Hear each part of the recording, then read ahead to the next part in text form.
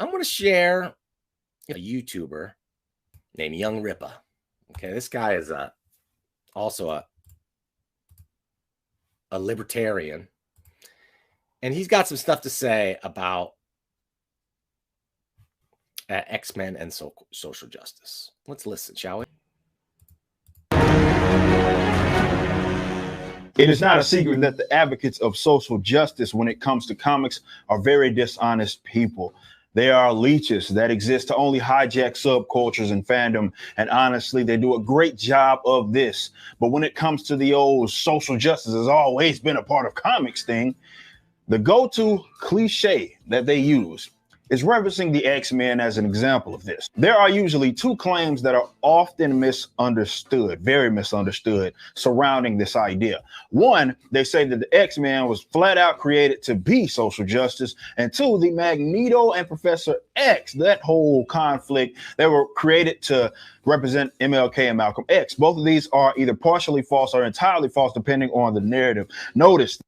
This is where the fine point comes in. This guy's his definition of what is a metaphor or what is metaphorical and what is an explicit representation of is sort of the finer point that he's getting into. These are almost straw man points, like the Magneto as Malcolm X, Professor X as Martin Luther King thing.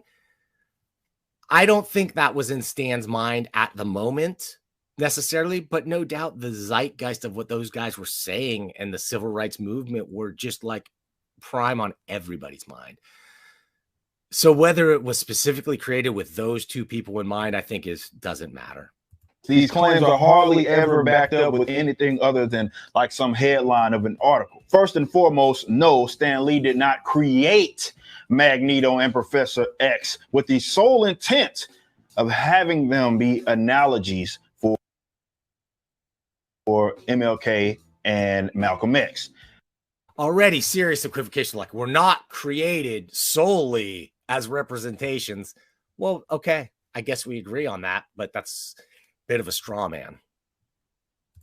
They weren't even specifically created to represent the civil rights era. If you read the X-Men when it first came out, it's not even remotely analogous to the civil rights era. So it makes sense as to why Stan Lee said in an interview that the metaphor was given to him more so as a gift. It like fell in his lap. He didn't specifically create it, and he didn't create the comic to represent the civil rights era. It was more of a case that there happened to be a metaphor at the time that could really make the narrative more relatable. He even admits that any sort of portrayal in terms of Magneto being Malcolm and Professor X being like MLK was something that was done unconsciously. He literally says that himself. He didn't try to do it. This makes sense. Okay, straw man, like this is what I just said. So even if it was unconscious and the metaphor was handed to him, that just means it was the perfect fit. You're really quoting out of context here, trying to say that Stan Lee was not fighting for social justice, was not an advocate of social justice, and that the X-Men aren't just a metaphor, a blanket metaphor for social justice, not to a specific group, but to any marginalized or disenfranchised group. I don't know. Again, because Magneto in his first appearances was just a regular cutthroat sort of villain. Professor X and the X-Men sort of stood in his way. He was a supremacist in a sense. He had intentions on ruling the world and the lesser humans, not any sort of common goal with Professor X. Don't take my word for anything. Just go read the comics starting in 1963 up until really the damn 80s. To say that they were specifically created to be metaphors for the civil rights era is not only lazy, it's flat out and verifiably false. It wasn't okay, so he's just saying that to say that the X-Men were a specific metaphor of Martin Luther King versus Malcolm X's civil rights disagreements is wrong. Okay, Ripa, you're right. You're right, Eric. It's hard to argue with that because I don't think it was specifically, but that it was a metaphor, which is not meant to be specific, kind of says it all.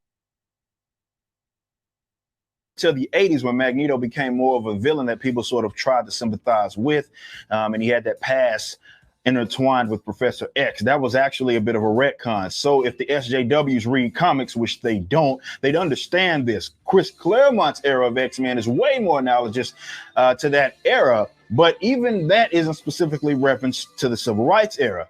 Again, that's something that he clearly admits in interviews. He said that the metaphors he thought about were along the lines of Begin and the Israeli dichotomy, not the civil rights dichotomy. Again, something else he admitted in interviews. So factually speaking, not opinion, the X-Men were not created to represent the civil rights era by way of Stan Lee, and even the retcon of X and Magneto during Claremont's run, they weren't created as such. Now that this is I think this is equivocating and splitting hairs at best. Yeah, it was not Stanley's specific intention to say that Chris Claremont was anything but specifically advocating for social justice. And if you want to say that he didn't view the X-Men as an analogy, not just for Black civil rights, but just for marginalized and disenfranchised gay people, any marginalized group, even somebody like returning veterans and disaffected veterans or something like that, you could apply the X-Men analogy to, and that's what makes it so powerful. Out the way, it is no secret that the X-Men have had stories created around them that can absolutely be interpreted in multiple ways. That's what good writers are able to do. It's also not a secret that mutants have been disenfranchised at times. X-Men have been the enemy of not only the standard villains, but governments and the citizens among them, though not always. This conflict has made for some very classic storylines and became the identity of the X-Men. The problem is that the social justice advocates conflate this with social justice. This is why I think that they are projecting when they say things like, everyone you dislike is a social justice warrior, according to you. No. I think that everything that you do like is something that you like to claim is related to social justice. Anybody with half a brain, however, understands that heroes being disenfranchised, or aliens or types of people being enfranchised and made to be the enemies of others because they are different is not exclusive to social justice. In fact, I'd argue that just about every single mainstream comic book character has had some sort of conflict where they have people or types of people that are disliking them because of what they are. This isn't even exclusive to the X-Men or mutants. So yeah, many comics do use that as a metaphor, just as science fiction has always used metaphors to represent real problems in society. They don't necessarily specifically call out the group that they're talking about, especially when you've got a metaphor as powerful as the X-Men that can be broadly applied to different groups. To say that it's not about disenfranchisement, I don't know. It just seems like it's a misunderstanding of what disenfranchisement is. Of what you guys consider to be social justice. Ironically enough, he's one of the most misunderstood civil rights figures, as people just think that he was simply a more militant MLK. He wasn't as peaceful. He was willing to fight back. This is objectively false. I have a video going through some of Malcolm's ideals, and I'll link that in the description. But Brother Malcolm X and MLK were ideologically, fundamentally opposed. They weren't friends. They weren't even former friends like X and Magneto were after the retcons. And the social justice advocate, I guess that's fair, but like it's again, they were not an explicit metaphor, and it was the evolution of in the 80s of that ideology from the 60s that led to them sort of re-examining that and looking at them in the light of MLK and Malcolm X. Now, of course, it doesn't follow their stories exactly, or even claim to. So this point it's lost on me. Yeah, yikes is right. that advocate diversity and inclusion. He wasn't for diversity and inclusion. He damn sure wasn't an integrationist like MLK was. The only similarity they shared is that they both recognized that black people were getting the crap end of the stick. Malcolm X, however, wasn't trying to do sit-ins or force himself into white businesses or championing the Civil Rights Act or anything like that. Nor was he trying to force white people to accept him. He, in fact, wanted blacks to be self-sufficient, and he knew that the Civil Rights Act was sort of a joke, and the politicians were just using black people to sort of advance their power. But he wasn't a supremacist either, like folks on the other side tried to paint him as, especially post-Mecca. This wasn't a case of two people with the same end game and different tactics. This was two individuals on completely opposite ends in terms of end game. So all in all, To be honest, I'm not well versed in the history of either of these guys, and it sounds like he is. Like what he's talking about, the history of Malcolm X and MLK and their differing ideologies and that struggle sounds right to me. Eric, I think that you're right. I just think you're not off base, but you're making a straw man argument out of the fact that, oh, Stan Lee had to explicitly create this as avatars of these two specific historical characters. And I just think that's a little silly. Oh, this is nothing but revisionist history by way of the social justice advocates who simply want to excuse the comic book hijack and bad writing. X-Men doesn't even prove your point, as they aren't on the nose like many writers are now. They had stories that were up for different interpretations in terms of social reference and relevance. This is unlike Captain Marvel writers telling you straight up in the dialogue that they aren't losing reporters to 7-foot misogynists. That's actually in the dialogue. This is why you're trying to excuse your nonsense by referencing the X-Men as a self-detonating point, because those comics aren't written like the nonsense that we see today. So you're wrong. I mean, it's just conservatism, and it's like in its purest definition. It's like these new comics aren't as good as the old ones that I wrote. And the fact that ideas have evolved and comics have evolved and the storylines evolved to mirror our own society in the way that they were originally created to mirror society seems lost on this guy. On multiple fronts. Those X-Men comics could be metaphors for a multitude of different things. Being disenfranchised is not exclusive to social justice. Neither is fighting against bigotry or having people dislike you because of who you are. It's not a difficult thing to do. You can relate to disenfranchised people or people being treated unfairly while also recognizing that social justice is stupid. And I'm not even saying that Stan Lee hated. Can you, though? Isn't wanting a disenfranchised person to be enfranchised the definition of social justice? Like, if you look at enfranchisement as the right to vote, which is like a definition of it, then of course the disenfranchisement of Black people or women or other groups and their enfranchisement is explicitly political. It's about social justice. So I really lost on this guy's point. Although Facebook user, you have to log in through StreamYard to get your real name if you're coming through Facebook on here. But this Facebook user says, I think Mr. July has his own Rippaverse of comics in the Comicsgate pipeline. Oh man, I'm licking my lips in anticipation of reading those things. I would love to check him out. I know that he's doing that. He just announced it pretty recently. I don't listen to this guy much, just like I don't listen to a lot of the folks in the right-wing Comicsgate universe, because for the most part, I don't really believe those guys. One, when they do, if they really believe what they're preaching, they're just kind of dumb. And it's so one note, and it comes again and again. It's the same thing every day. The point is they're trying to inculcate that audience, like feed them that dopamine drip of what they want to hear so that they can sell them stuff. Right? That's the whole grift. That's the game. Social justice or was an anti-social justice advocate. I'm not even saying that the X-Men was anti-social justice. I'm not even saying that you couldn't find similarities between movements or minority groups and X-Men in terms of their experience. Absolutely, you can find those similarities with conflicts such as racism.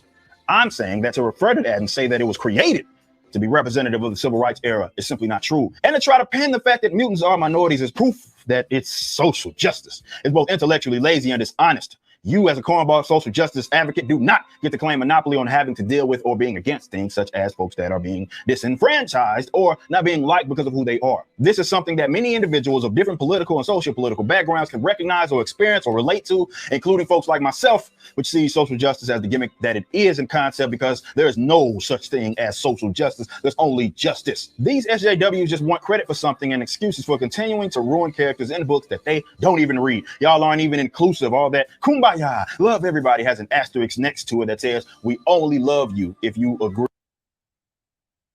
with us. As soon as folks like my black ass says something that is against the narrative, trust me, y'all are quick to sling out those racist connotations because, well, I don't behave like SJWs think black people should behave.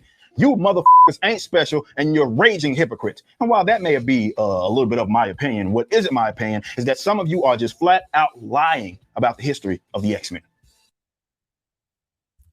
Okay, so his whole point, like he set it up so that he could prove his point. Stan Lee didn't create Professor X and Magneto as analogs specifically to Martin Luther King and Malcolm X.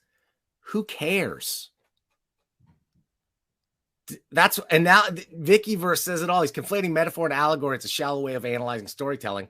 And to understand too the constraints that Stan was under, they couldn't be as explicit as he might have wanted to be. Those were times when you couldn't, those kind of things were not okay to talk about. And this is where these guys like Young Ripa is going to say, well, that's right. And that's how it should be again. We need to get all the political messages out. We need to strip it back to where it's just like that stuff is maybe in the background. If you sort of think about it, we can't foreground it, right? Because that's too much, too much talking about what's wrong and too much trying to change it. All these arguments are just flat out wrong. Now, do I think all of the comics, the X-Men comics specifically of today, are as good as the old X-Men comics? Well, yes and no. In some ways, the writing is better. In some ways, it's not as good. In some ways, some of the analogies and metaphors they're making are ham-fisted. Sometimes that's just bad writing. That comes down to stylistic choices and not necessarily the intent of the author. It's tough to write those kind of stories without sounding preachy. Go look at Star Trek, right? They get a little preachy. Star Trek was the original social justice TV show, right? In the 60s, man.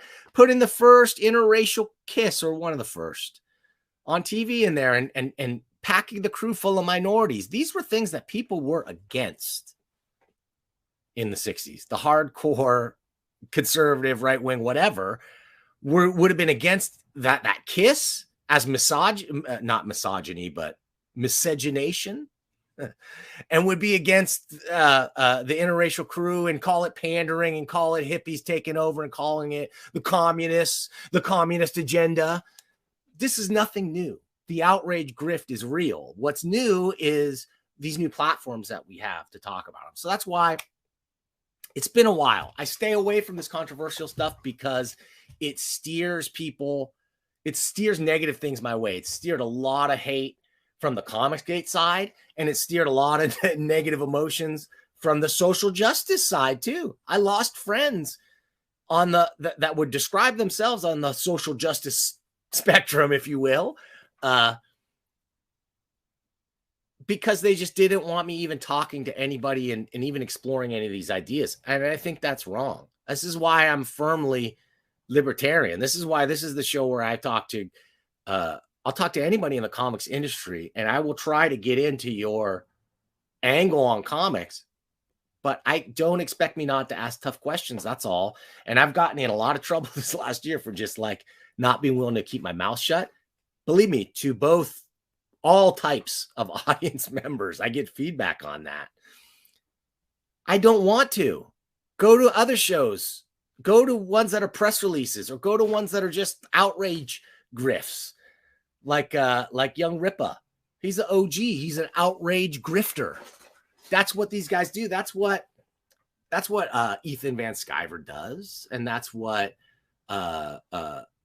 your boy Zach does, right? And these are the guys, I'm sorry to say, that dominate comic book YouTube, right? I've got 7 or 10 people watching this stream right now. They got thousands, dude, thousands. And when I talk about my stuff, when I've talked about their stuff in the past, then they'll take my videos and put them on their streams and do a 6-hour-long live stream dissecting me, calling me a soy boy, calling me a social justice warrior, and everything else that I am absolutely not. But I'm not a right-wing, dude either. I'm not alt-right by any stretch of the imagination. You can't look like I do. You can't have a hook nose like this and be Palestinian and grow up in the 80s, you know, without facing a lot, understanding what it's like on both sides. Because to many people, you're an Arab. Arabs are just another form of white guy. But to most white people, they are not. We are others. So I've always been in that position where I'm sort of seeing it from different perspectives. Yeah, outrage grifters on point. Thanks, Dr. Ben. Yeah, thousands of lonely weirdos. There are. But you know what, dude? That's what we have. I'm a lonely weirdo. That's why I do this thing, right? Sometimes that's why all of us do these things. But like, man, if you can attract an audience of thousands like that, but just choose to point it in this angry direction, I don't know. I feel like you're missing an opportunity. Then again, you are gaining an opportunity to make money because, dude, there's money in it. Musk Hussein says, Rod Serling, I think, paved the way for addressing social injustice issues on the Twilight Zone, all allegorical, hugely influential. Incredible. Like, Rod Serling is one of the greats. All the guys of that era were social justice advocates, the greats of television, the Norman Lear and Twilight, All in the Family, and those shows, even Misguided, and sometimes like they might have been perceived to be, or the wrong messages picked up, like conservative people really loved Archie Bunker and agreed with him. Just like Robert Crumb's work has been appropriated by white supremacists who can't see past the self-examining, ironic veneer of what he wrote in his When the Goddamn Jews Take Over America, or other works that are explicitly anti-Semitic or very, very racist on the surface, right? And that's the key thing here, is these guys read only at the surface. Young Ripa loves to talk about how the normies and how they don't even read comics. So what are they coming in and butting in on I've been reading comics since whenever, you know, so why would they butt in and tell me how to do my stories? Jesus, dude. It's because comics have been utterly male dominated in the industry for their entire existence. Okay, the females that came through were exceptions to the rule. And so now that they've gained some level of power and purchase in the industry and want to start shining a light on their own agenda in a way that it was kept in the dark in the past, now that's a huge problem, right? Now social justice is a bad thing. So man, I really hate this world that we live in. I hate the world where even just talking about this stuff, I'm not going to use the word canceled, but it's a way to get people to just completely discount you. Now, I was critical of Ripa's video there, but also there's some things that there's common ground there. So I will say this, I would be willing to talk to the guy on my show or his. Of course, that's a big favor to me, not to him. He's got a huge audience and I don't.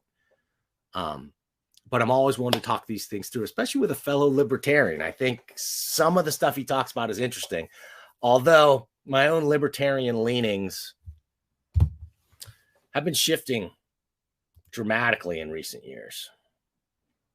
All right, guys, I got to get out of here. It's not always easy being a lonely libertarian. You know, when you're a guy stuck in the middle, you're not a white guy to everybody, you're not a minority to everybody.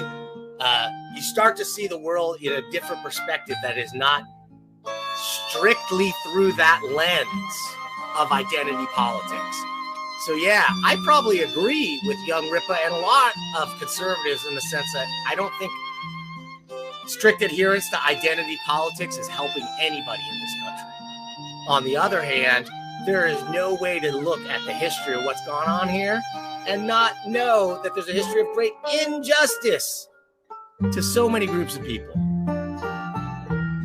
Holy cow, am I equivocating enough? But that's honestly how I feel. You can be awake to injustice, but not intolerant of every view from your fellow man. Can we agree on this? Thanks for watching.